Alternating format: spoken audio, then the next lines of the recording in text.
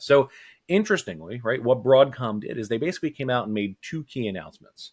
The first announcement was that, hey, look, it's 4:30, right? Today was supposed to be the deadline, but good news, everybody. If you still want to be a VCSP, if you still want to go through this registration process, or you want to work with a VCSP to receive your licensing, we're going to extend that deadline. So instead of 4:30, we're going to push that out to 5:31. So now instead of today, you have until the end of May to get your approach to your licensing and your solution figured out. So nice, a nice little stay of execution there. So companies can take that extra time to make sure that they're going into partnership agreements with their eyes wide open. They understand the financial ramifications of doing so, that they're working with the right partner as their VCSP who can add some value to the licensing solution that they're going to provide. The second announcement, and I think the one that flew under the radar a bit, was that if you elected to not go into the VCSP program, you actually have a path forward as well.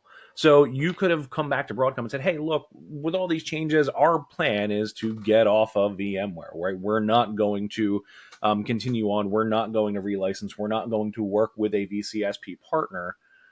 So where does that leave us, right? As of 5:31 or 6:1, does someone just come and pull the proverbial plug and all of our systems go offline? And Broadcom actually shed a little bit of light into what that process looks like. So for customers who are electing to, instead of moving into this new ecosystem, they have now until April of 2025 to figure out what that alternative solution is, right? So in essence, my interpretation of that is that Broadcom is basically making a bet here and saying that, hey, look, we understand you aren't going to be able to move off of VMware within 30 days, 60 days, whatever that timing may have been.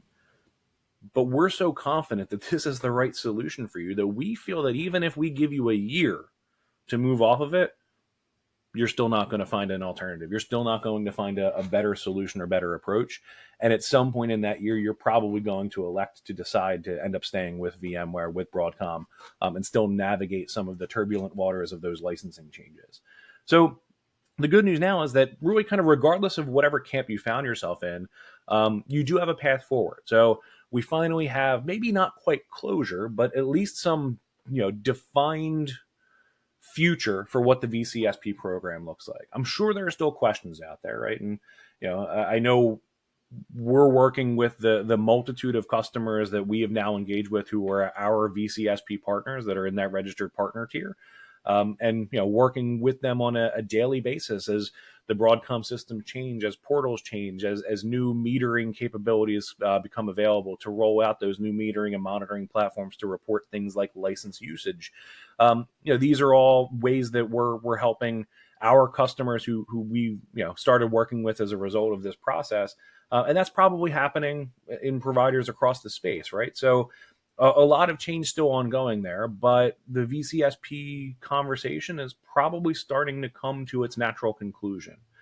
So if you're still out there, right, if you're still trying to figure out the VCSP partnership program, if you're still looking for, with whom can I work, what company can be out there to serve as my VCSP partner in the Pinnacle or Premier tier, please don't hesitate. Reach out to Evolve IP. We're certainly happy to help. We're still happy to have that conversation, lend some additional information and guidance into what specifically you might be looking for to license the cores and the VMware solutions that you might be running as a service provider. Or if you're looking at an alternative solution and you're one of the folks that's decided, hey, we don't want to go through this process ourselves at all, and we're ultimately going to maybe move away from what we're doing with VMware. There's probably a conversation for us to have there as well, right? With our combination of both public and private cloud solutions, we would certainly love to talk to you about alternatives and ways that we might be able to maybe take some of the management of that off of your plate from an infrastructure point of view, from a licensing and a support point of view, and really how we could effectively work together to maybe bridge that gap in the time that you have between now and April of next year, to determine what your alternative solution is, as opposed to being a VMware provider yourself.